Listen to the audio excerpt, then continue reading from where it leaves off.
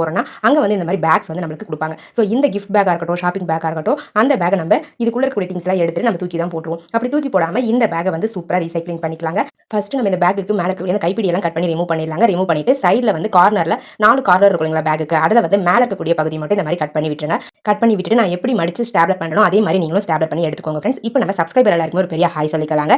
ஃபாத்திமா, சாய் பவித்ரா, ஹர்ஷன், கனிஷ்கா, மகேஸ்வரி, ஹர்ஷவர்தினி, சங்கரி கிருஷ்ணன், அருணா, ரவிசங்கர், வானதி, இவங்க எல்லாருக்குமே ஒரு பெரிய ஹாய் சொல்லிக்கலாங்க ஃப்ரெண்ட்ஸ். ஓகே ஃப்ரெண்ட்ஸ், இப்போ நம்ம வீடியோக்குள்ள போகலாம். பாருங்க, நான் வந்து கட் பண்ணிட்டு இந்த மாதிரி உள்பக்கமாக மடிச்சு விட்டுட்டு ஸ்டாப்லர் யூஸ் பண்ணி ஃபுல்லாகவே ஸ்டாப்லர் பண்ணி எடுத்துக்க போகிறோங்க. ஒவ்வொரு பக்கத்துலேயும் நீங்கள் 2 ஸ்டாப்லர் பண்ணால் போதும். அப்படியே வந்து நம்ம எப்படி மடிச்சு விட்டோமோ அதே மாதிரி நின்றுடுங்க.